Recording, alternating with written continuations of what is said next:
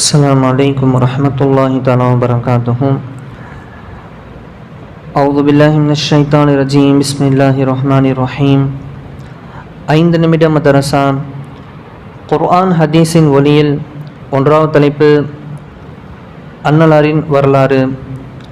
அன்னலாரின் அழகிய தீர்ப்பு.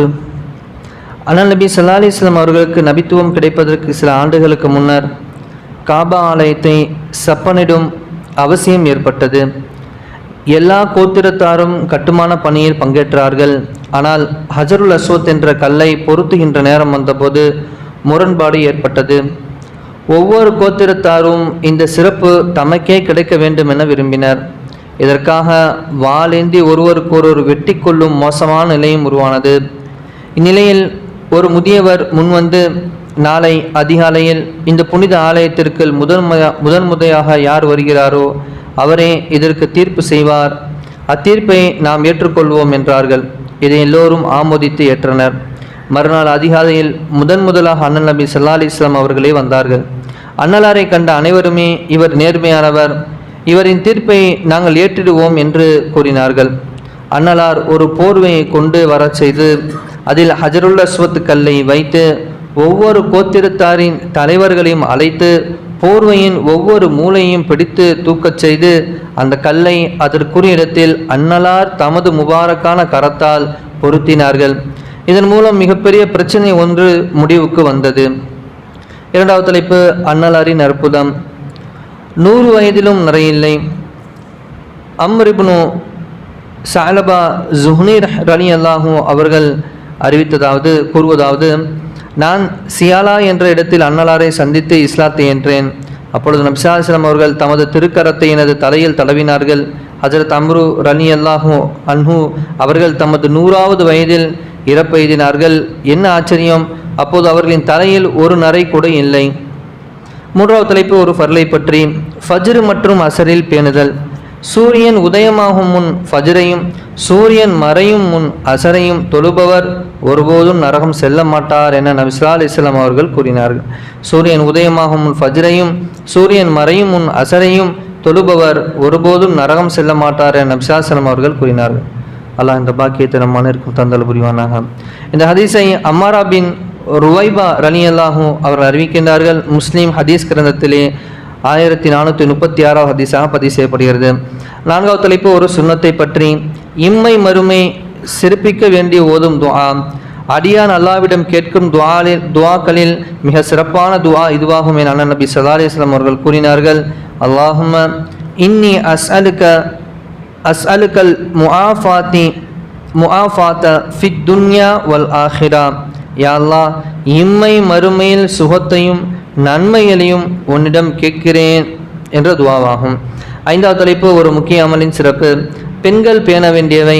ஒரு பெண் 5 வேளை தொழுது ரமலானில் நோன்பு வைத்து தனது வெட்கஸ்தலத்தை பாதுகாத்து கணவனுக்கு வழிபட்டு நடப்பாளானால் மறுமையில் அவளிடம் சொர்க்கவாசிகளில் நீ விரும்பிய வாசலில் நுழைந்து கொள் என கூறப்படும் என்பதாக நபி ஸல்லல்லாஹு அலைஹி வஸல்லம் அவர்கள் கூறினார்கள். ஆறாவது தலைப்பு ஒரு பாவத்தை பற்றி. ஒப்பந்தம் மற்றும் சத்தியத்தை முறித்தல்.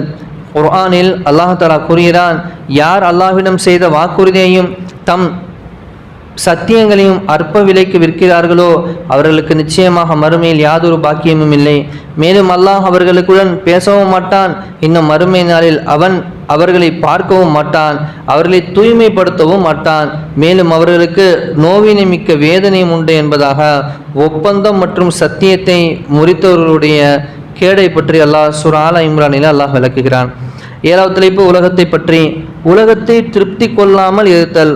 குர்ஆனில் அல்லாஹ் தஆலா கூறுகிறான், நிச்சயமாக எவர்கள் நம்முடைய சந்திப்பை சிறிதும் நம்பாது இவ்வுலக வாழ்க்கையை விரும்பி அதனை கொண்டு திருப்தி அடைந்து விட்டார்களோ அவர்களும், இன்னும் எவர்கள் தம் வசனங்களை புறக்கணித்து விட்டு பாராமுகமாக இருக்கின்றார்களோ அவர்களும் இத்தகையோர் தேடிக்கொண்ட தீ வினையின் காரணமாக இவர்கள் தங்குமிடம் நரகம்தான் என சூரா யூனுஸிலே உலகை திருப்தி கொள்ளாமல் இருந்ததை பற்றி அல்லாஹ் விளக்குகிறான். எட்டாவது தலைப்பு மறுமையை பற்றி. மறுமையின் காட்சி. அண்ணல் நபி ஸல்லல்லாஹு அலைஹி வஸல்லம் அவர்கள் கூறியதாவது, மறுமையின் அபாயகரமான நிகழ்வுகளை நான் அறிந்தது போன்று நீங்கள் அறிந்து கொண்டால் உங்கள் சிரிப்பு குறைந்து அழுகை மிகைத்துவிடும் என்பதாக நபிசாசம் அவர்கள் கூறியதாக அனஸ் ரலியல்லாஹு என்ற சஹாபி அறிவிக்கின்றார்கள். புகாரி ஹதீஸ் கிரந்தத்திலே இந்த ஹதீஸ் பதிவு செய்யப்படுகிறது.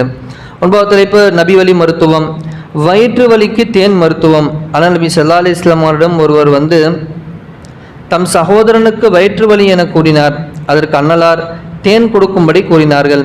அவர் சென்று தேனை கொடுத்துவிட்டு மீண்டும் வந்து முறையிட்டார். மறுபடியும் தேனையே கொடுக்கும்படி அன்னலார் கூறி அனுப்பினார்கள். இவ்வாறாக 3 தடவையும் அவர் வந்து தேனை கொடுத்தும் குணமாகவில்லையே என முறையிட்டார். அன்னலார் அவர்கள், தேனில் நிவாரணம் உண்டு என்பதாக குர்ஆனில் அல்லாஹ் உண்மையை கூறியுள்ளான். அவ்வாறு இருக்க எப்படி குணமாகாமல் இருக்கும்? ஆகவே மீண்டும் ஒரு முறை தேனை கொடுக்கும்படி கூறினார்கள். பிறகு 4வது தடவையாக தேனை கொடுத்ததும் வயிற்று வலி முற்றிலும் குணமானது. 10வது தலைப்பு அன்னலாரின் அறிவுரை. அல்லாஹாலாவை மகிமைப்படுத்துங்கள், அவனுக்கு தலை வணங்குங்கள், அவன் உங்கள் பாவங்களை மன்னித்துடுவான் என நபி ஸல்லல்லாஹு அலைஹி வஸல்லம் அவர்கள் நவின்றுள்ளார்கள். அல்லாஹ் எந்த நலவை கேட்டோமோ அதன்படி அமல் செய்யக்கூடிய பாக்கியத்தை நம் அனைவருக்கும் தந்தல் புரிவானாக. அல்லாஹ் எதை விட்டும் தவிர்ந்திருக்கும்படி அறிகிறானோ அதை விட்டு நாம் அனைவரும் தவிர்ந்திருக்கக்கூடிய பாக்கியத்தை நம் அனைவருக்கும் தந்தல் புரிவானாக. சுப்ஹானல்லாஹி பிஹம்திஹி சுப்ஹானக்கல்லாஹும்ம வ பிஹம்திக அஷ்ஹது அல்லா இலாஹா இல்லா அன்த அஸ்தக்ஃபிருக வ அத்தூபு இலைக். ஆமீன். ஹைரி சுப்ஹான ரப்பிக ரப்பில் இஸ்ஸத்தி அம்மா யசிஃபூன் வ ஸலாமு அலல் முர்ஸலீன் வல்ஹம்துலில்லாஹி ரப்பில் ஆலமீன். ஸல்லல்லாஹு அலா முஹம்மது ஸல்லல்லாஹு அலைஹி வஸல்லம். ஸல்லல்லாஹு அலா முஹம்மது ஸல்லல்லாஹு அலைஹி வஸல்லம். ஸல்லல்லாஹு அலா முஹம்மது யா ரப்பி ஸல்லி அலைஹி வஸல்லம். அஸ்ஸலாமு அலைக்கும் வரஹ்மத்துல்லாஹி தஆலா வ பரகாத்துஹு.